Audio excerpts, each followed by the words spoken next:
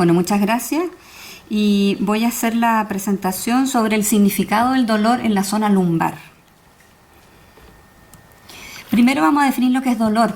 Dolor hoy día se define como una experiencia. Fíjense que ya no se busca objetivizar el dolor. Uno le pregunta a los pacientes, ¿cuánto dolor tiene? De 0 a 10, que es la escala visual analógica. No es un instrumento certero. Lo que interesa saber es cuánto le duele. Y esa apreciación vale. Y no debe ser cuestionada por nadie, por ningún profesional de la salud. Eso es bien importante.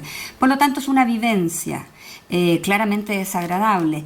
El dolor en sí es una señal de alarma. Yo siempre menciono que si no me doliera una mano sobre una estufa prendida, probablemente va a pulverizar mi mano, ¿no es cierto? Pero el dolor, lamentablemente, ha sido mirado desde un modelo biomédico. Y este modelo está absolutamente obsoleto. El modelo que impera, lo mencionó ya Daniel en la presentación, es el modelo biopsicosocial, planteado en el año 77 por Engel. Este modelo plantea básicamente que en todo es importante los factores biológicos, psicológicos y sociales. Ahora, vamos a definir brevemente lo que es un dolor crónico. Es un dolor que perdura por más de 3 meses y un dolor agudo por menos de ese tiempo. Tenemos dolor oncológico, que sería el maligno, asociado fundamentalmente al cáncer, y la especialidad de la psicología es la psico-oncología. Pero esta otra cara de la moneda es el dolor crónico no oncológico que nos convoca hoy día, que es un dolor crónico benigno, pero no por ello no significa que no altere la calidad de vida. En el año 2013, la Asociación Chilena para el Estudio del Dolor determinó que existen 5 millones de chilenos que padecen dolor crónico no oncológico. Y el rango etario es aproximadamente entre 50 y 64 años, la mayor prevalencia. Fíjense que la zona más común reportada de dolor es la zona lumbar, es decir, la zona baja de la columna. Y el diagnóstico más prevalente es el lumbago crónico, siendo la segunda causa de ausentismo laboral en Chile. Esto ha hecho que la Universidad Católica en este año esté planteando un programa, alguna ley que trate de manejar esta problemática de salud pública, ya que el lumbago se ubica en el primer puesto en muchas listas en términos de costos, costo país. También lidera en términos de carga de discapacidad en las 110 patologías del auge. La prevalencia entre hombres y mujeres es bastante cercana. Y vamos a hacer la distinción entre 2 tipos de lumbago. El lumbago crónico es un lumbago específico cuando tiene una causa anatomopatológica. Es decir, el médico a través de los exámenes se da cuenta que hay una causa, a diferencia del lumbago crónico inespecífico que no tiene causa, y claramente ese lumbago es mucho más complejo porque el tratamiento médico no es tan efectivo, porque es un enigma, ¿no?, para los médicos, y muchas veces tienden a cuestionar, como les decía, el dolor debido a que no hay una causa anatomopatológica. Pero nosotros sabemos que el dolor tiene factores psicológicos fundamentales y estudiados. El LCI, que es el lumbago crónico en específico, es psicosomático. Muchos autores lo han planteado, también médicos, y habitualmente requiere psicoterapia, y los factores de riesgo psicológicos son mayores en este que en el lumbago crónico específico. Ahora, el interés de esta jornada es fundamentalmente a ustedes, los alumnos, darles a conocer una especialidad relativamente nueva que es la psicología de la salud o psicología médica, que está aproximadamente desde el año 78. Ahora, en nuestro país bastante nueva. Tengo entendido que la Católica del Norte y la Católica acá en Santiago son las únicas escuelas de psicología que imparten esta especialidad. El objetivo es también mencionarles que en todas las áreas de la medicina los mismos médicos se han dado cuenta de que hay factores psicológicos que tal vez para nosotros un poco como perogrullo. Es obvio para nosotros pensar que en un proceso de recuperación, por ejemplo, es importante los factores psicológicos, pero pareciera que para ellos no era tan obvio. Pero hoy día están sumándose, y prueba de ello que yo lidero esta unidad en una clínica traumatológica quirúrgica. Por lo tanto, los factores psicológicos están estudiados, hay evidencia científica en aspectos como el dolor, que es lo que estamos tratando hoy día, cirugías, enfermedades, recuperación, salud. ¿Quiénes son los expertos en la conducta humana? Nosotros.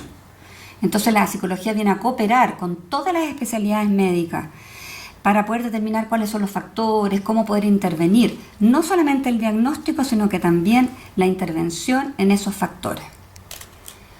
Por lo tanto, la psicología de la salud tiene relación estrecha con la psicosomática, que es otra línea relativamente nueva, que surge de la medicina psicosomática, y la psicología del dolor, que como ya les mencioné, tiene dos áreas, que es la psicooncología y la otra área es la psicología del dolor crónico no oncológico. Ahora, para continuar, ya que nos vamos a enfocar en el lumbago crónico inespecífico y que dijimos que efectivamente es una enfermedad psicosomática, ¿qué es una enfermedad psicosomática?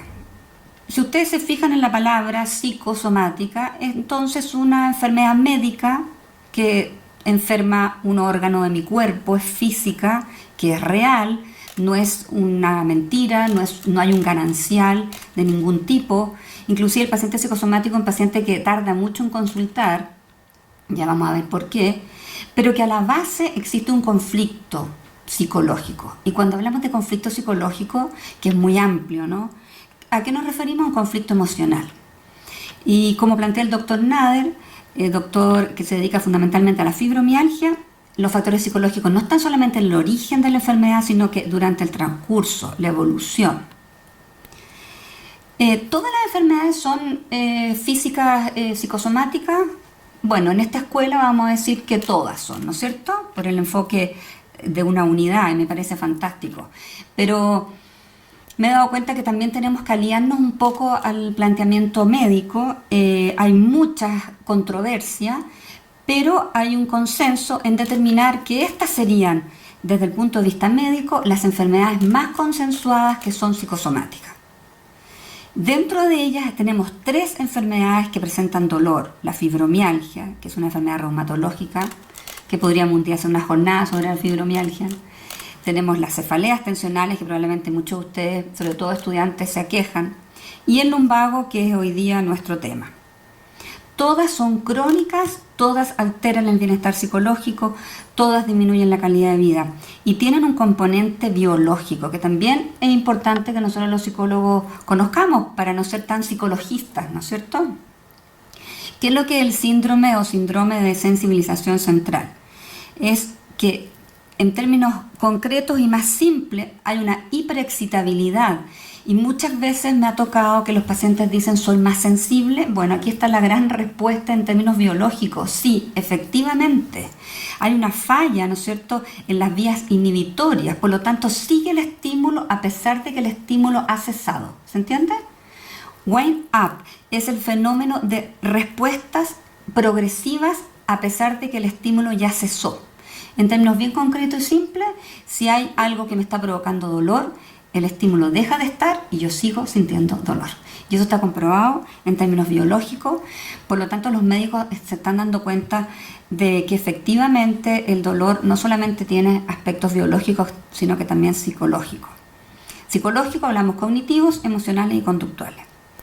No tenemos un cuerpo, somos un cuerpo. Hoy día el nefasto legado de Descartes del dualismo, mente, cuerpo, está obsoleto, es una falacia. Nosotros, en general, en nuestro propio cuerpo está la mente y el soma. Y es imposible hacer diferencias y posturas dicotómicas, reduccionistas. Por lo tanto, podemos contestar que todo es psicosomático, ¿no es cierto? Ahora, Grodek lo dijo a principios del siglo XX, médico pionero de la medicina psicosomática. Toda enfermedad orgánica, sin excepción, dijo, es igualmente psíquica. Y fíjense que él habló del significado de la enfermedad. Ojo, preguntemos cuándo empezó, cuál es la zona. La región es muy importante, precisar las circunstancias. Y ahí, como ya algunos alumnos míos saben, la carta de la vida, ¿no?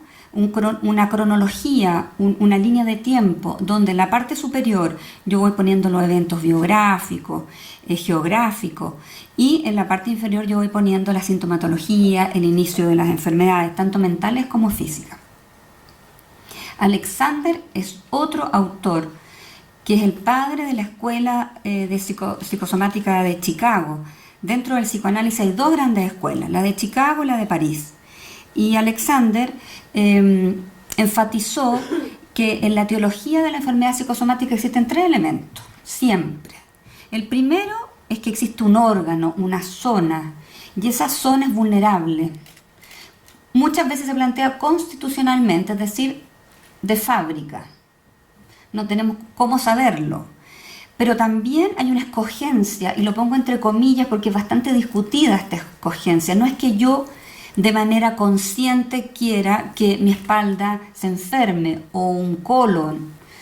Es una escogencia o una elección inconsciente, pero tiene un significado. Hay una personalidad a la base y hay una situación que la gatilla. Siempre estos tres factores en esta tríada, que siempre es multifactorial, estarían presentes. Sería importante, como decía Grodek, de precisar en cada uno de nuestros pacientes. ¿Qué significa columna? Columna. La etimología de la palabra viene de ahí, concreta, sostén, pilar. Entonces ya estarán imaginando qué estará pasando con estos pacientes que sienten este dolor inmenso en la espalda, que los recoge, que los deja muchas veces sin poder moverse. Brevemente vamos a explicar que la columna tiene tres grandes zonas. La cervical, que es la zona más alta, después viene la dorsal, que tiene menos patologías, porque si ustedes se fijan es la que menos se mueve, y la lumbar claramente es una de las zonas también que tiene más problemas porque hay más movilidad. Cada vértebra, que son 32, tiene un número, ¿ok? Entonces tenemos 5 vértebras lumbares. La mayoría de la patología, como ya mencionamos, está en la L4, L5, en la L5, S1. Si se fijan, cada vértebra que tiene un número, entre ellas hay un disco, y ese disco es como un amortiguador, como un neumático, ¿no? Que permite, ¿no es cierto?, justamente como una defensa entre las dos vértebras. Vamos entonces a hacer una revisión breve, dado el tiempo, tanto desde los teóricos como Lieberman y Greco, que son psicoanalistas argentinos, como Leliana Wick, que es una investigadora chilena de la Universidad Católica, donde hay contundente evidencia de estos factores. Y eso es lo interesante, cómo se entrelaza no solamente la teoría que los psicólogos estamos tan acostumbrados a estudiar, sino que evidencia al respecto. ¿Por qué la psicología de la salud necesita evidencia? Porque está en el campo de la medicina. Y los médicos sin evidencia a uno no la dejan hablar. ¿Se entiende? Uno puede hablar de grandes teorías. ¿Dónde está la evidencia? No hay, no existe. Entonces la psicología de la salud, mi opinión personal, es que ha tenido que avanzar en la evidencia. Entonces yo les traigo un mix, ¿no es cierto? Creo que ese dibujo grafica, que fue un hallazgo en la web, claramente la carga que tenemos, me incluyo, cuando presentamos lumbago, ¿no? Entonces, en un despliegue gráfico tremendo, aquí tenemos entonces las 5 vértebras lumbares. Greco, el doctor Greco, va haciendo un análisis de cada uno de los conflictos que están vértebra por vértebra. Obviamente que les traje las lumbares, que es lo que nos convoca. Dificultad para permitirse el placer. La falta de permiso para gozar se traduce en muchas alternativas, ¿no? Sometimiento, falta para gozar en el plano de la sexualidad, no poner límites, ¿no? Vamos a ver que tiene estrecha relación esta dificultad para decir que no, porque Eliana Wick evaluó que uno de los factores psicológicos es la falta de asertividad en estos pacientes. Entonces este es un tema central que se daría fundamentalmente en la L3, L4. El deber es el conflicto que está fundamentalmente en la L4, que fíjense que es una de las vértebras L4 y L5 con mayores patologías. Y David Lieberman, en el año 59, que es un psicoanalista argentino, muy poco conocido, no sé por qué, que yo vengo siguiendo desde el año 80, establece que la personalidad psicosomática es una personalidad sobreadaptada, una personalidad que vive en función del deber.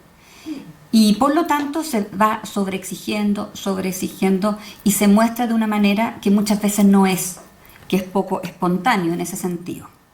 Hay una autora que dice que son normópatas, ¿no? Un poco como la Joyce McDougall, la diferencia del psicópata, normópata, regido por la norma. Miedo al éxito, al propio éxito. Es bien interesante porque acuerden, o no sé si los mencioné, que la mayor prevalencia estaba entre los 50 y los 60, ¿no? En una época donde uno debería ya disfrutar de sus éxitos. La sobreexigencia, que está directamente relacionada con la carga. Son personas que se sobreexigen ellas mismas, se sobrecargan. ¿Qué llevamos tanto en la espalda? Todas las exigencias, porque las peticiones de los otros son sentidos como una orden. El otro me puede estar pidiendo un favor y yo lo siento como una orden. Ahora, esto, de acuerdo a los estudios, probablemente es una hipótesis, es una falta de una baja autoestima y una necesidad de estar siendo reconocido por el otro. Voy llenando un saquito permanentemente roto, llenando mi propio saco. Entonces hay una falta de asertividad, falta para poner límites externos, decir que no, y se trabaja con los pacientes estas áreas. Mayor asertividad lentamente y, como ya les decía, debido a que la petición del otro muchas veces es sentida como una orden. Para terminar, cuando la espalda ya no da más, expresa, ¿no es cierto?, todas estas dificultades emocionales que menciona Greco, y hay un desmoronamiento, ¿no? Y es importante no sentir como un fracaso, porque la mayoría de estos pacientes siente y se revela y le da rabia y se frustra. Tener claro que sin temor hay que escuchar el dolor para que no se quede en uno y se vaya y podamos lentamente ir soltando las cargas que nosotros hemos ido adquiriendo durante toda la vida. Muchas gracias.